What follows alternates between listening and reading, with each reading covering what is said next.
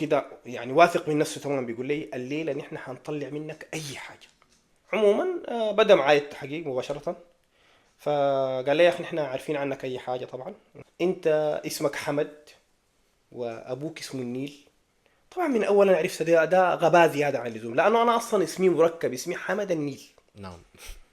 وهو بيقرا من الجواز، يعني حتى ما كلف نفسه بانه يحفظ المعلومات دي ويضعها على جنب.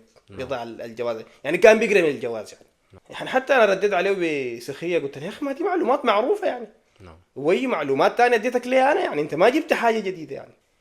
فاتذكر قال لي ورب الكعبه اليوم ما تطلع كل اللي في بطنك وتقول كل الحاجه اللي نحن دايرينها، نحن نعلقك هنا ونفعل فيك اي حاجه تتخيلها انت، ونحن مستعدين نقتلك ونرميك في الصحراء زي ما رمينا كثير جدا من الناس، وما في أي إنسان يسأل عنك، خصوصا أنت شخص ما عندك بلد، السودان دي ما بلد. فأنت نحن أي.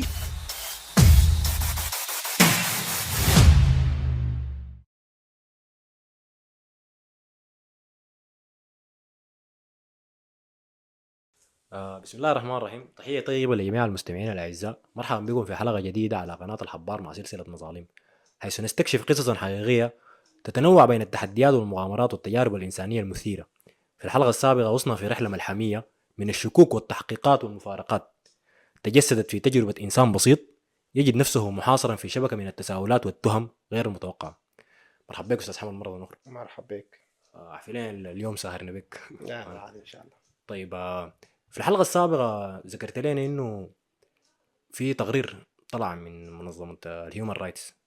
نحن مشينا بحثنا في الموضوع وفعلا لقينا مذكرة طالعة من منظمة العفو الدولية، ويعني مستدلة بقضيتك، مذكرة كاملة طلعت ضد المملكة العربية السعودية. لأنك تتكلم لنا شوية عن الموضوع ده قبل ما نرجع نستمر في سرد الأحداث. طيب بسم الله الحمد لله والصلاة والسلام على رسول الله.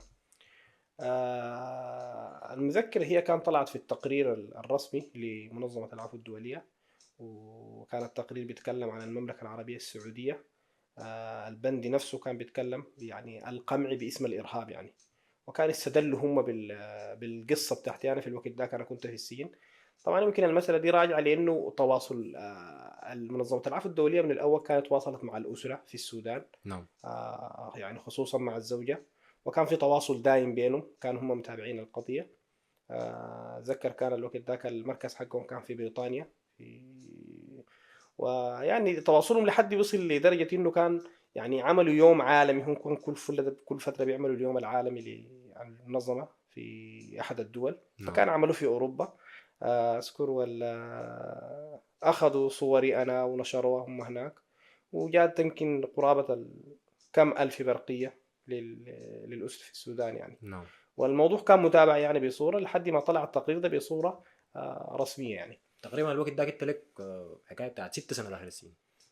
والله تقريبا في الحدود دي، ما نعم. اقدر اتذكر بالضبط كده، نعم. لكن كان هي دي الفتره. يمكن نحن بنجي في سردنا للقصه بعدين لما نجي نوصل للمرحله دي. نعم. يمكن نتكلم عنها، لانه في فتره كده انا كان تم قطع الاتصال عني تماما نعم. لمده قرابه السنتين. يمكن يكون في الفتره دي لانه انا ما كنت متابع في الوضع ذاك، لانه كان الوقت شدت الموضوع شويه يعني. نعم. عموما كان تم الموضوع ده، وبالمناسبة في تقارير تانية يعني كان طلعت، يعني يمكن عندك في سنة 2016 طلع الجلسة بتاعت حقوق الإنسان اللي كانت في جنيف. أيضا التقرير ده موجود، كان منظمة الكرامة كان عرضت، وكان نوقش مندوب المملكة العربية السعودية في الموضوع ده. وموجود كمان التقرير ده كامل وتفاصيل، ويمكن أي شخص يمكن يتواصل مع المجموعة دي ويشوف الحاصل شنو يعني. اضيف لك ده كله يعني، حتى انا بعد ما خرجت من السجن بالمناسبه كنت تحت الاقامه الجبريه لمده سنه يعني. كان في الفتره الاقامه الجبريه دي كان في تواصل من منظمه العفو الدوليه معي، تواصل مباشر يعني. نعم. طيب، شكرا لك استاذ حمد. تفضل. نرجع لسرد الاحداث. انت اخر برضو مره قلت لنا انه بدا التحقيق الحقيقي الاول معك بعد ما انتقلت للزنازين الخارجيه، وذكرت لنا بعض الاسئله التي والاتهامات التي وجهت لك داخل التحقيق. بعد ذاك حصل شنو؟ والله يا اخوي يعني صراحه يعني التحقيق ده حصلت فيه اشياء كثيره جدا نعم. يعني. يعني المعذره يعني انا بحاول احكي اللي بتذكره بتفاصيله. يمكن أحيانا أغلط في بعض التواريخ يعني، لأنه هي كان التحقيق ده كان متواصل خصوصا في الفترة الأولى، يعني في الفترة بتاعت الزنازين الخارجية دي. يعني التقرير كان التحقيق كان يومي، لمدة كم؟ يعني قرابة الشهر يعني. نعم. ده كان يومي، وأنا كنت في الزنازين دي، أنا الزنازين دي قعدت فيها قرابة الشهر يعني. كان يوميا، وفي اليوم يمكن يكون عدة مرات يعني، بالليل بالنهار وفي الأشياء دي. فما بقدر أحدد لك بالضبط الجلسة رقم كذا حصل فيها كذا، نعم. لكن أحاول أنا يعني أقدم الصورة كاملة. يمكن في الكتاب نحن شارحينها بصورة أوضح وتفاصيل أوفى يعني. نعم. أتذكر كان ذاك التحقيق الأول، وكان التحقيق بدور عن نفس الأسئلة هي نفسها، يعني يبدو أنهم هم مشتبهين في شخص معين، أو يعتبروا أنه أنا غير سوداني فعلا وأنا مزور جوازي. لكن يمكن الردود اللي كنت أنا بقدمها كانت واضحة، وكنت ثابت جدا فيها. فأنا قلت لهم يا إخوان أنا متأكد تماما أنا سوداني، يعني الإنسان بيكون متأكد من نفسه. وبإمكانكم ترجعوا لدولتي، وبإمكانكم ترجعوا لمنطقتي اللي أنا يعني كنت ساكن فيها، والأسرة والعائلة الكبيرة معروف يعني. فالكلام ده كان هو بالنسبة لهم مقنع جدا، لكن مع نفس يعني مع المبررات دي نفسها فوجئت انهم هم مصرين على الامر، يعني اصرار شديد جدا يعني. يعني طبعا كان بتحصل اهانات كثيرة جدا، نعم. يعني كل الاهانات اللي انت تتخيلها، منها الاهانات العنصرية. يعني كلمة عبد دي عادي جدا كنا احنا نسمعها، يعني عادي جدا. العبد والسوداني يعني حتى كلمة سوداني بتقال كان من المحققين بصورة كده، ما زول بيقول لك سوداني عادي، يعني بيقول لك كلمة سيداني بطريقة كده كأنه يعني بيستهزئ بالشخصية دي أو بالدولة دي يعني. أنت مم. بتشعر بالمسألة دي في نفسك، مم. لكن زي ما يقولوا ما في اليد حيلة يعني. احنا كنا نعم. ناس مساكين يعني. أنت قاعد وأنت منتظر، يعني ما بتقدر ترد على شخص، أكيد. حتى للعسكري اللي بياخدك. العنف كان عنف يعني قوي جدا حتى في أخذك. يعني أنا أتذكر يعني في فترة الشهر الأول ده بالذات كان التحقيق طوالي، يمكن 2 3 مرات. يعني حتى الرجولين انتهت، يعني تجرحت كلها، يعني أصبحت جروح كبيرة ما تتحمل حاجة يعني من القيود، يعني المشي تمشي وتعال وكده، اليدين الأشياء دي. تفضل. ذكرت لي انه في الزنازين الخارجيه كان في زنزانه مخصصه للتعذيب. هل في فتره الشهر دي تم اخذك اليها؟ نعم، مم. مشيت ليها مرة واحدة، مشيت نعم. الزنزانة دي. هم بشي يعني دي طبعا بيكون هي زنزانة صغيرة جدا. مم. يكاد الشخص بعد تعب حتى يقعد فيها، هو يعني ما تقدر تنام فيها يعني، ليه اخذوك من صغره يعني. السبب شنو؟ والله اتذكر هي الاسباب انك تقدر تتكلم مع جارك او تتكلم مع الناس. يعني دي كان دائما هي دائما عقوبتها للناس اللي بيغلطوا داخل الزنزانة. يعني مثلا نعم. العسكري يقول لك ارجع، ما تتكلم، رفعت صوتك مثلا على العسكري لأي سبب من الأسباب، مم. يعني الأسباب كثيرة يعني. هم في النهاية يمكن يشتبكوا معاك في أي سبب يعني، ما دار 2 3 يعني. طيب نعم. انت خلال فتره الشهر بتاعت الزنازين الخارجيه دي والتحقيق، نعم. دي بس التهمه الوحيده اللي كانت بتوجه لك انه انت ما سوداني وانت مزور جوازك وانه انت ما حمد النيل ابو كساوي؟ يمكن سبق أنا حكيت لك، قلت لك التهم كثيرة جدا. نعم. يعني حتجي علينا التهم كثيرة مم. جدا، وفيها المضحك وفيها غيره. لكن يمكن كان دي التهم الأساسية في الموضوع، مم. انه والله انت ما سوداني وده ما جوازك.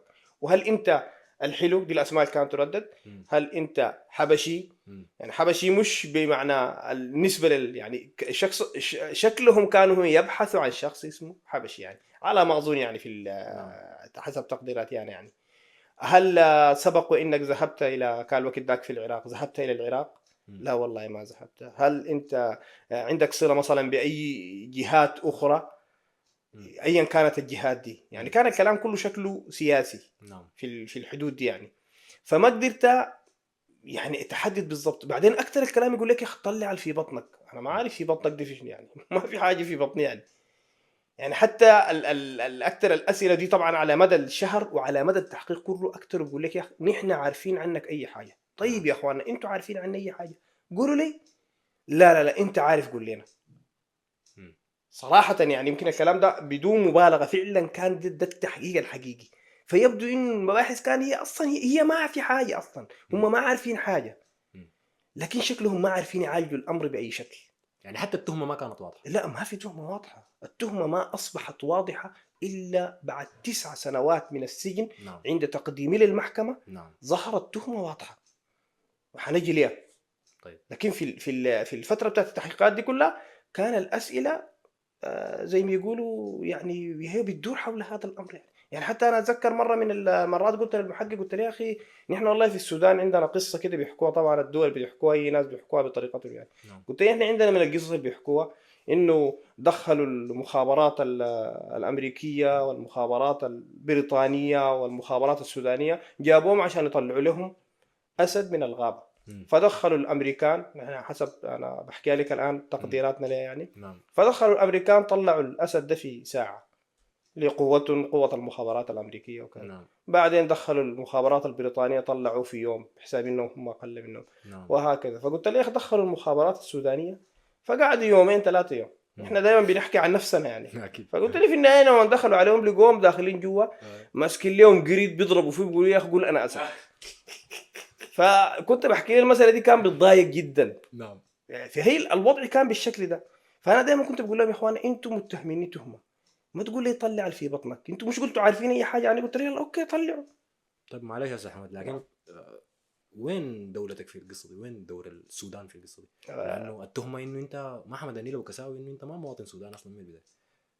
بمكالمه بسيطه جدا هم ممكن يتاكدوا من الحاجه. الحقيقه انه انا الوقت ذاك ما اقدر اوصل للسفاره السودانيه، نعم. ولا هم ناويين اصلا يتصلوا مع السفاره السودانيه. هم شكلهم اشخاص، ودي بتحصل كثير جدا للناس العابرين للاسف الشديد جدا يعني. يعني انت عابر في دوله، بيجيبوك بيدخلوك في سجن وما في شخص بيعرف عنك حاجه، يعني انت مغلق تماما مقفل. انا طلبته، انا سبق وطلبته، قلت لهم يا اخوان انا داير اتواصل بالسفاره السودانيه، لا ما في، داير محامي، قال لي لا اي محامي، انت هنا دخلت هنا. طبعا كثير بتسمع عباره انه دخول الحمام ما زي الطلوع منه، نعم. والعبارات دي شنو، وانت نكره، انت ما في انسان عارف عنك حاجه، انت تسكت بس، تكفل فمك وما تتكلم باي كلام. في ليله لحد الوقت ده ما في اي شخص يعرف انه انت لا داخل لا السجن؟ ما في لا حد. اهلك لا لا ما في اسرتك؟ شخص، ما في شخص عارف. بالعكس انا كنت في كل، يمكن اكاد في كل تحقيق انا كنت بتكلم يا اخي جيبوا لي سفارتي. نعم. فبقابل الامر ده باستهزاء منه، يعني كم مره بقول لي يا اخي انت عندك دوله، انت ما نعم. عندك دوله، انت فاكر نفسك شنو انت؟ نعم. وهكذا يعني كان الامر يتم بالطريقه دي يعني. طيب يا استاذ حمد، بعد ما الشهر خلص بتاع الفتره بتاع التحقيقات حصل شنو بعد؟ قبل الشهر ده صراحه انا اتكلم عن نقطه يعني. مم. طبعا انا كنت بسال في السجنه مم. موجودين عندنا يا اخواننا كيف الامر بيتم، الوضع بيمشي كيف يعني. كل ما نلقى فرصه في فرقه كويسه او في عسكري مشى بعيد شويه مم. فبنتكلم مع بعض يا اخواننا. يعني انا كنت في شغف بانه انا عاوز اعرف نهايه الامر ده شنو يعني. مم. يعني كنت طبعا حقيقه بحكي للسجناء بقدر استطاعتي انه انا والله حصل لي كده كده كده. نعم. كنت دائما الكلام اللي بسمعه متردد منهم بيقول لي شوف هنا الامر ما بينتهي وضعك ده الى انه المحقق ده يرفع تقرير للقيادات العليا بتاعته مم. حتى انه يبتوا في امرك. يعني ما في شخص، الشخص المسيطر عليك تماما اللي هو بقرر جلوسك او خروجك هو المحقق. نعم. فانا ما كان عندي شيء يعني. انا حتى وصلت لمرحله ان انا بقيت اصلي وادعو انه يعني على المحقق باسمي انه ربنا يا اخي يعني يلهمه، او انه ربنا يفكه مني يعني يخلص الموضوع ده يعني. فالامر ده كان عامل لي ضيق كبير جدا. وكان التحقيق هو نفسه التحقيق يعني، بالذات الفتره الاولى مع بدر الشهراني، يمكن كان التحقيق كله في النقطه دي، ما عنده كلام اصلا، هو اصلا ما عنده حاجه يقولها يعني جديد يعني، كثير يعني جديد او جديده عندنا يعني في الموضوع. المهم عموما اكمل الامر تقريبا قرابه الشهر، وكان يمكن دي اخر نهايتي مع المحقق ده تقريبا. فما انسى اليوم ابدا، فتم اخذي في ذلك اليوم الى غرفه التحقيق من الزنزانه للتحقيق. وصراحه الامر يعني كان فيه زياده بتاعت، يعني الطريقه بتاعت اخذي كانت طريقه غريبه جدا يعني. يعني كان فيها عنف زياده من اللزوم، فيها كثير من العنف وارهاب وتخويف يعني. حتى العسكري نفسه كان في الطريق يعني بيتعامل معي بطريقه كده بشعه، ما بالطريقه المعروفه اللي انا كنت بتعامل بها انه يقودك ويكون هو ساكت. نعم. بالعكس كان يعني بيسحب فيني سحبي بقوه جدا، وتسمع بعض العبارات السيئه التهديديه من نعم. من العسكري نفسه. وما انا ما طبعا ما كنت اشوف لانه انا مغمم. حتى تم اخذ لي، يعني انا شاعر انه دخلت للجناح بتاع التحقيقات. نعم. صراحة أنا كنت دايما لما نمشي كنت بسمع أحيانا صياح، وبعض الناس اللي بيعنفوا فيهم وبيعذبوا فيهم، لكن المرة دي كانت زيادة يعني. وكان في صوت شخصي واضح يعني بيضربوا فيه، وبقول له يا اخي اعترف واسمع صوت ضرب. يعني انا ما اعرف هي المسألة صراحة هي تمثيلية ولا هي كانت حقيقة يعني، الله اعلم. فكنت بسمع الاصوات دي يعني. وحتى دخلنا الغرفة اللي انا مدخليني فيها لغرفة التحقيقات، جنبها مباشرة كنت اسمع الشخص والمحقق نفسه صوت عالي جدا يعني، نعم. صوت عالي، واعترف ولا حاعمل لكم كل الوعيد وعبارات سيئة جدا يعني. المهم الامر كان يعني زيادة عن اللزوم يعني. ودخلت كالعادة في وجدت المحقق هو بدر الشهراني، نفسه المحقق بتاعي. والعسكري كالعادة أغلق الباب ووقف هو معي. فكان كلامه لي يعني بصورة ثانية، بصورة كده يعني واثق من نفسه تماما. بيقول لي الليلة نحن حنطلع منك أي حاجة، يعني اليوم أنت حتعترف بأي حاجة. واصبح بيردد في الكلام ده بصورة تهديدية، نعم. وماسك ملف عنده أوراق وراجع. ولاحظت كان ماسك الباسبورت أو جواز السفر حقي أنا عندي يعني. في نفس الوقت في صراخ جاي من الغرفة الصراخ جاي بقوة يعني، لكن نعم. بس الباب مغلق. حتى الباب مغلق الصوت موجود يعني، نعم. بس يمكن لكن واضح يعني. يعني تحس انه الوضع كان جاي يعني زيادة عن اللزوم اكثر من من الاول العادة. يعني. عموما بدأ معي التحقيق مباشرة. فقال لي يا اخي احنا عارفين عنك اي حاجة، طبعا انت عارف، وانت اسمك حمد وابوك اسمه النيل. طبعا من اول انا عرفت ده غباء زيادة عن اللزوم، لانه انا اصلا اسمي مركب، اسمي حمد النيل. نعم. وهو بيقرا من الجواز انت اسمك حمد وابوك اسمه النيل وانت مولود سنة كذا. يعني حتى ما كلف نفسه بانه يحفظ المعلومات دي ويضعها على جنب، نعم. يضع الجواز يعني. كان بيقرا من الجواز يعني نعم. اسمك حمد وابوك اسمه النيل ومولود سنة كذا، سكنك في الحتة الفلانية. يعني حتى انا رديت عليه بسخرية، قلت له يا اخي ما دي معلومات معروفة يعني، نعم. واي معلومات تانية اديتك ليه انا يعني؟ انت ما جبت حاجة جديدة يعني. لا قال لي نحن عارفين اي حاجة تماما، ومصر على الامر ده. يعني حسيت انه في شيء ما طبيعي. المهم في اثناء كلامه، وهو كان بيمشي يعني حتى ما جالس يعني، بيمشي وبيجي وبيتكلم، في اثناء كلامه فتح الباب، الصوت بقى واضح جدا بتاع الشخص اللي بيضربوا فيه ده وبيعذبوا فيه في الغرفة دي. وفوجئت دخل شخص يعني، انا غصبا عني التفت الباب يعني كان على الجهة اليمنى دي، فغصبا عني انا التفت. ففوجئت بشخص ضخم الجثة، كبير جدا يعني، جسمه كبير واضح جدا، وبيتكلم لونه اسمر شويه كده يعني، مايل للسمار يعني. نعم. وبيتكلم بغلظه وبقوه، بيقول له كلم الكلب ده او العبارات سيئه يعني، نعته يعني بعباره ما جيده، انه اذا انا بديك فرصه معينه اذا ما جيت حاجه افعل فيك وافعل يعني، مراعاه للمشاهد، ما عايزين نتكلم في الامر هذا. نعم. واغلق الباب يعني. حتى من غضبه هو انفعاله، العسكري كان خايف يعني، العسكري كان خايف بيرجف يعني. فالعسكري اغلق الباب وهو دخل. يوم ما دخل انا طبعا يعني حاولت تشعرك كان شنو في ما اللحظة؟ سالته صراحه يعني. جاني خوف يعني، مم. يعني تشعر بخوف لانك انت انا ما عارف انا الحاصل شنو. خوف شديد جدا. انا لا زلت في مجهول مع ناس انا ما عارف هم عاوزين شنو يعني بالضبط كده يعني. فجاء وجلس على الطاولة. أصلا كان في كرسيين، كرسي جالس عليه وأنا، والكرسي الثاني كان للمحقق. فهو جلس على طرف الطاولة الكبير يعني شنو، وأصبح قريب مني أنا يعني على الجنبة. وهناك المحقق داك بيسأل، وده هنا واقف ومد ايده يعني رافع يده كده. فبقول لي شايف يدي؟ طبعا انا كنت بنظر بطرف عيني لليد، يد كبيره صراحه يعني، كبيره يعني. نعم. شعرت بالخوف، لكن حاولت اتجاهل الموضوع يعني. فبقيت بحاول اجاوب على الثاني. ده هنا بيسألوا ده بيسأل، هما الاثنين بيسألوا. استمر الامر ده كده لحد ما الرجل ده فقد اعصابه، فقام ضرب الطاوله وعلى صوته جدا، قال لي اقول لك شايف يدي؟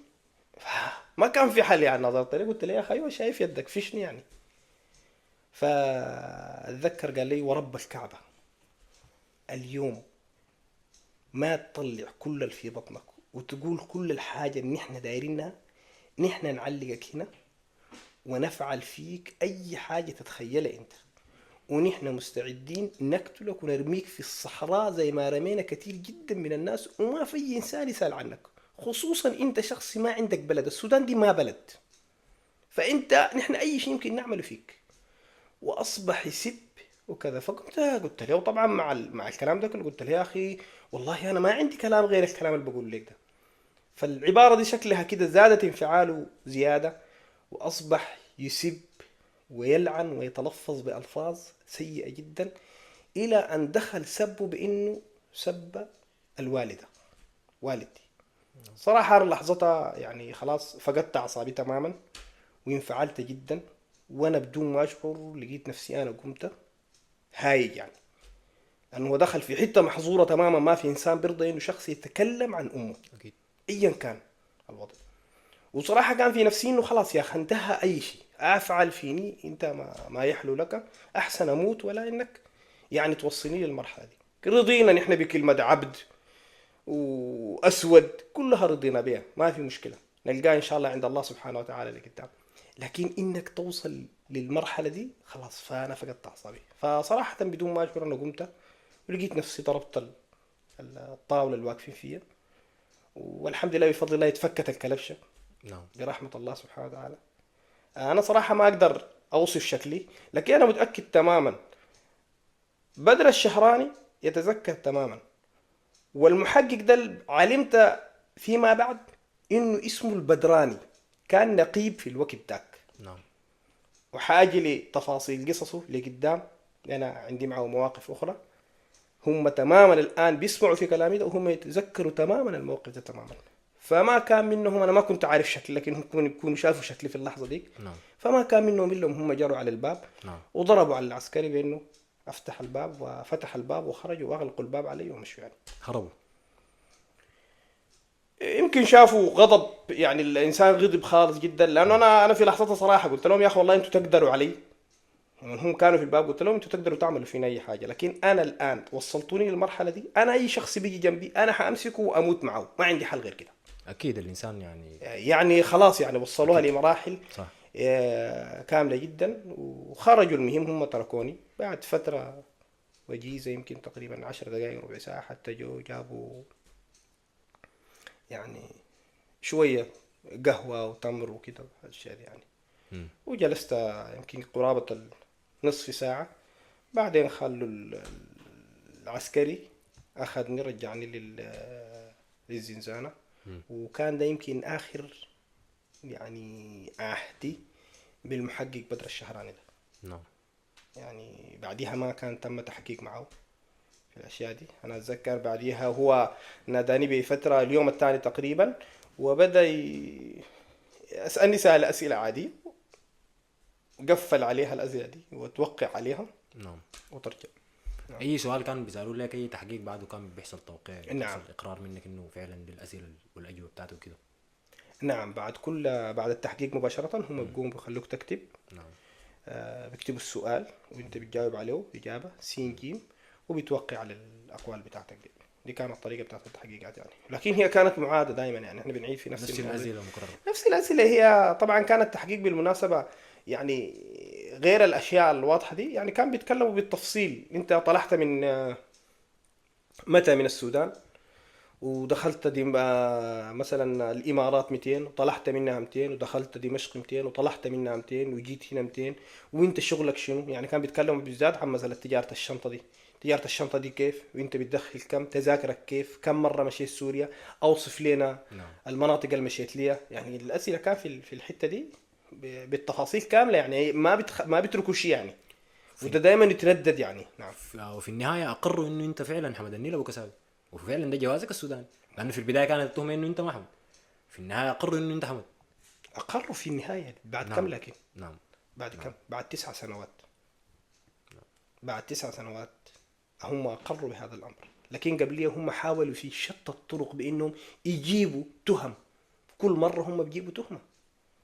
كان بيعرضوا علي صور بالمناسبة، دائما بيجيبوا لي صور بتاع أشخاص، تعرف ده تعرف ده تعرف ده، الحاجات دي كلها كان بتفاصيل يعني بتحصل يعني. طيب يا استاذ حمد، بعد التحقيقات الاخيره حصل شنو بعد ذاك؟ تم ارجاعك للزنازين الخارجيه وجلست في نفس موقفك ولا حصل تغيير؟ بعد آخر تحقيق ده كان هو أنا مشيت لبدر في المحقق ده ووقعنا على الأوراق. صراحة بعدها تم أخذ لي الزنزانة الأولى الأوائل في داخل المبنى. نعم. وصراحة طبعا أنا استبشرت خير إنه إن شاء الله برضو يمكن يكون دي النهاية، يعني خلاص طلعوني من الزنازين اللي فيها ضيق زيادة عن اللزوم، نعم. ربما يكون هذا الفرج، واستبشرت خير. ولكن فوجئت بشيء آخر ما كنت أبدا واضع في الحسبان. في رجعتي للزنازين دي أنا قابلت أول مرة أقابل شخص مسؤول، واللي هو مدير التحقيقات